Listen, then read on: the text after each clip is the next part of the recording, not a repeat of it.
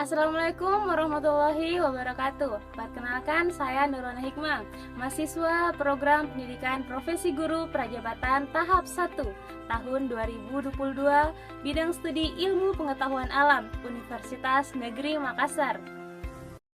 Pada kesempatan kali ini, saya akan membahas tentang salah satu desain instruksional, yaitu Project Based Learning atau PJBL. Selamat menyaksikan. Sebelum masuk pada penjelasan tentang PJBL, sebelumnya kita harus tahu dulu, apa sih desain instruksional itu? Desain instruksional adalah suatu rancangan yang sistematis, efektif, dan efisien yang digunakan untuk menyelesaikan permasalahan atau persoalan dalam suatu pembelajaran. Nah, salah satu rancangan yang dapat menyelesaikan persoalan dalam pembelajaran adalah PJBL atau Project Based Learning. Yang mana Project Based Learning atau PJBL merupakan suatu metode pembelajaran yang memungkinkan siswa berpartisipasi dalam pembuatan, mempresentasikan, sekaligus menilai proyek mereka sendiri. Sedangkan untuk guru sendiri, mereka memiliki peran yaitu memantau dan mengawasi proses pembuatan agar siswa tetap fokus dalam pembuatan proyeknya, sekaligus memberikan feedback kepada peserta didik setelah mereka menyelesaikan proyeknya.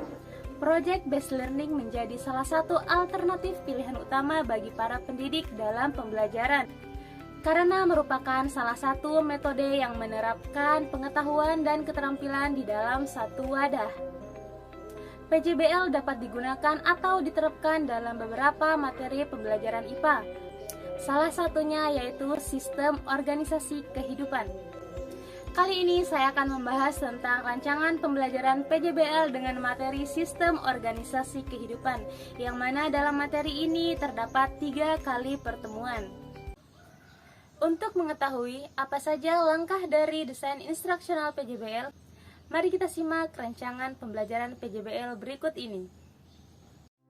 Ini merupakan rencana pelaksanaan pembelajaran atau RPP dari PJBL dengan materi sistem organisasi kehidupan dengan alokasi waktu 6 jam pelajaran atau 3 kali pertemuan. Adapun tujuan pembelajarannya yang pertama adalah mengidentifikasi tingkatan sel sampai organisme dan komposisi utama penyusun sel. Yang kedua, mengidentifikasi bagian-bagian sel hewan dan tumbuhan. Yang ketiga, mengidentifikasi persamaan dan perbedaan antara sel hewan dan tumbuhan. Kemudian yang keempat atau yang terakhir adalah membuat struktur sel hewan dan tumbuhan.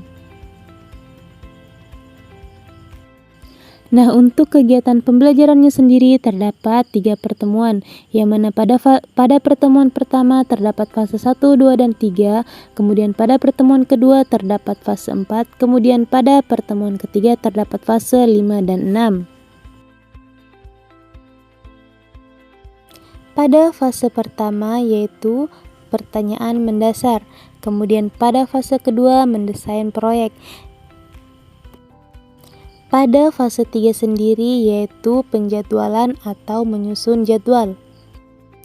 Kemudian dilanjutkan pada pertemuan kedua yaitu fase keempat, memonitor keaktifan dan perkembangan proyek.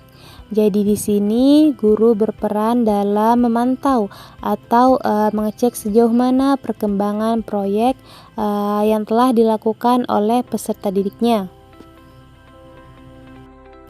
Pada pertemuan ketiga terdapat fase 5 dan 6, di mana fase kelima yaitu menguji hasil, kemudian fase keenam adalah evaluasi pengalaman belajar atau hasil proyek yang telah didapatkan. Dari penjelasan rancangan tersebut dapat diketahui bahwa fase dari desain instruksional PJBL terdapat 6, yaitu yang pertama adalah pertanyaan mendasar, kemudian yang kedua adalah mendesain proyek.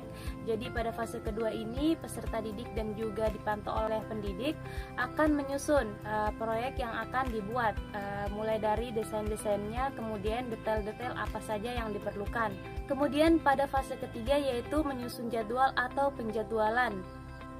Kemudian fase keempat yaitu monitoring, di mana di sini guru bertugas untuk memantau jalannya proyek yang telah dilakukan oleh peserta didik.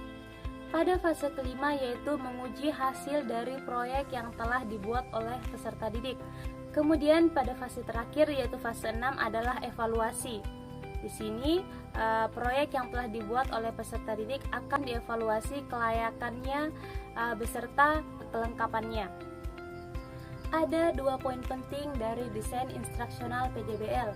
Yang pertama adalah pembelajaran yang menerapkan pengetahuan dan keterampilan di dalam satu wadah. Kemudian yang kedua adalah pembelajaran yang hasil akhirnya merupakan suatu karya dari peserta didik. Jadi PJBL merupakan pembelajaran berbasis proyek yang nantinya akan menghasilkan sebuah karya. Itulah tadi video penjelasan dari desain instruksional PJBL, semoga bermanfaat. Sampai berjumpa di video-video pembelajaran selanjutnya. Sekian dari saya, wassalamualaikum warahmatullahi wabarakatuh.